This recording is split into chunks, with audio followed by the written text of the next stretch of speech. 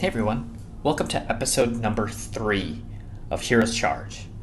Glad to have you guys back, but I guess I'm going to start out today's episode by telling you guys that I made a mistake.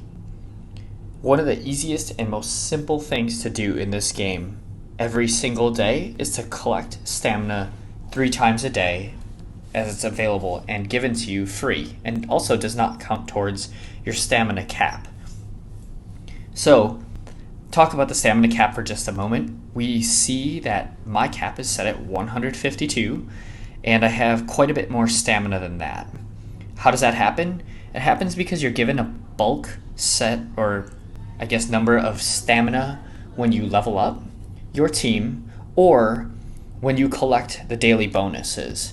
And you can see here the next free stamina is from 6 p.m. to 8 p.m. Now this is pertaining to my time zone. I also have one that goes from noon to 2 p.m., which unfortunately today is the one that I missed. And then I have one that's like later in the evening from 9 p.m. to 11 p.m. So one of the simplest, easiest tricks or tips that I will give you guys right now, right here, is that every day, if you play this game regularly like I do, make it a habit to come out there and collect your 60 stamina 3 times a day, every single day. That 180 stamina makes a huge difference, especially if you're operating under the stamina cap. So just to clear up one question here really quick, because I'm sure some of you guys might be wondering this, why is my stamina so high and why haven't I used it if I have that much stamina to burn? Well, the reason is simple. As I played this game over time, I didn't really know what it was I was looking at, and I didn't really care. I knew that I had stamina to play, etc., etc., but I did not know how to get a lot of it or what would happen if I ran out. So I got the things I needed to get done during the day every single day, no problem, but I never cared to really burn through it all the time. Well, now that I kind of have a better understanding of stamina and how it works in this game, now I'm kind of strapped, or I'm kind of, I guess, in a tricky position, right? Because I have no real reason to go burn 1,500 stamina on anything unless there's something really important to me that I need. And the most important thing that I need right now is the items for legendary quests that I'm working through on my own. So they're not really urgent or major things, and I can only collect so many of them a day, so therefore I just figure I will hang on to all my stamina until something really important pops up, maybe a really important piece of gear for one of my heroes, or something along those lines where I feel really obligated to go out and burn through stamina to get it quickly. I feel it's just best to sit on top of the stack of stamina that I have right now, and we'll just continue letting it grow until that time comes. So the real topic, though, for today's episode is supposed to be about playing the game on Sundays. I'll make a more in-depth video for you guys about this next Sunday, so that you guys can actually see it live. But anybody who's had any level of experience in playing this game every week or every day will know that every Sunday Ucool opens all of the advanced instances across the board to everybody for that day. So we look in here for like Time Rift, you have either the Temple or the Dwarf Arsenal. The Dwarf Arsenal is the one that gives you the gear to sell in the shop for gold, and the Temple gives you EXP related items and drops. And then in the Hero Trial you have your Crashed Hill, Cursed City, and Valkyrie Showdown, only one of which is open every single day of the week except for Sunday. Now on Sunday, all 3 of these are open, and both of your Time Rifts are open. So Sundays are pretty awesome because I can go through and I can legitimately get a boost on everything that I need in one day. So for instance, Tidal Temple, I don't use, like most of my heroes, at least the ones that I use on a day-to-day basis, they're already leveled up to 92. They're already maxed out. So why is it important that I run this? Because there's other heroes that I still could be using that maybe aren't maxed out. Or, when I, of course, hit level 93, I'm going to need to level up all the heroes that I have. Same thing with the Arsenal. You get the extra money. I think those are pretty straightforward. But why is it important to run all 3 of the hero trials on Sundays? Well, I'll tell you why right now. I'm in a very unique position because there's not a lot of gear that these guys drop from the ones that I'm able to complete today that I really, really need. Okay, I could use another Wizard's hat, but I don't need Crystal Ball. I have 5 of them in stock right now, and I have 14 Ice Staffs in stock. I mean, they're relatively useless items to me, so to speak, at this point. The other items that I need, I could definitely use Ancient Rune if I could get high enough to start getting into these ones, but I don't, unfortunately, have the type of power that I would need to get through it. So why would I keep running all 3 of these if I only need to run 3 total chances on any of them in order to get my achievement?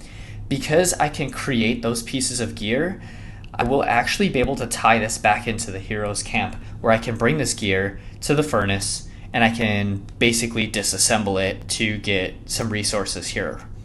For instance, here a crystal ball can give me 18,000 wood, 4,000 ore, and 900 mercury.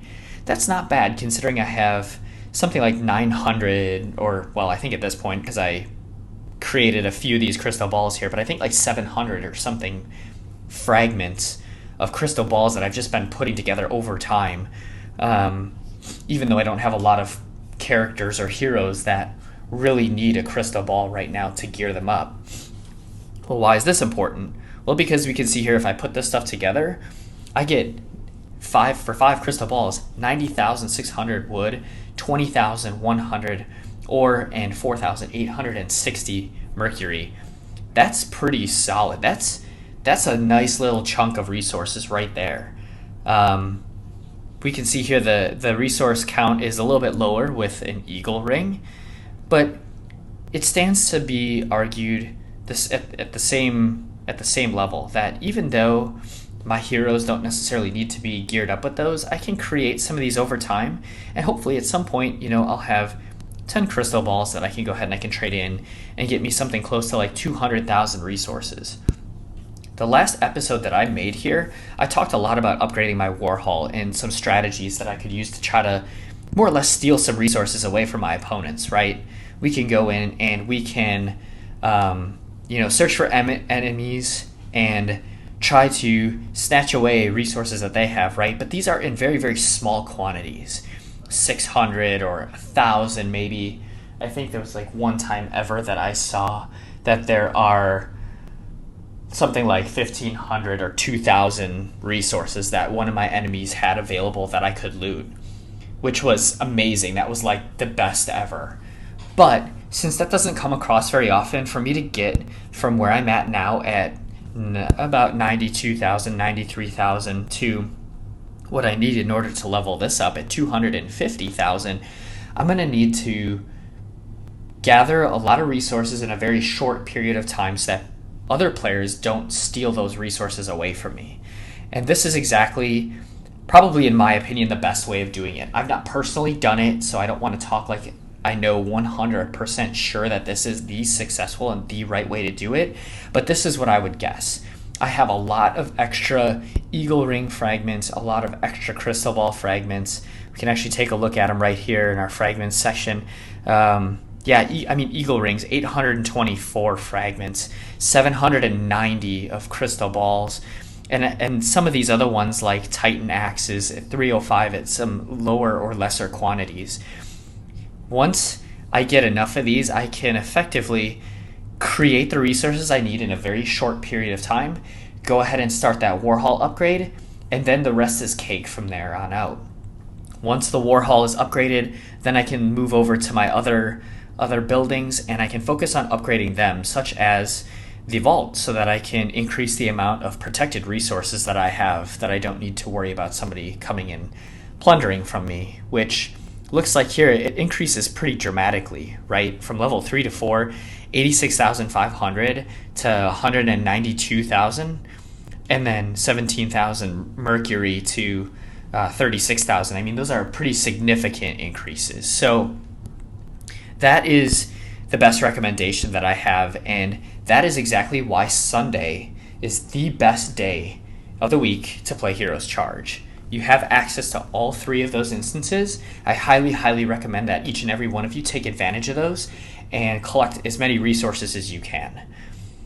Once you do those things, which of course makes the game a little bit more time consuming, then you just go back to your regular rotation of knocking down the arenas, tearing up any guild instances that may be opened, your outland portals, grand challenges, and booty cave raids.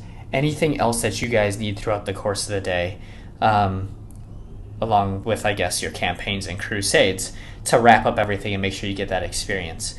As you can see, since the last time that we've seen a video, I've gotten significant amounts of Team EXP just by following through on these simple steps. So these steps should hopefully help you guys be plowing through this stuff as quick as I am, and will therefore have a lot more characters building up their levels relatively quickly. That wraps up today's video, guys. This was a relatively short one.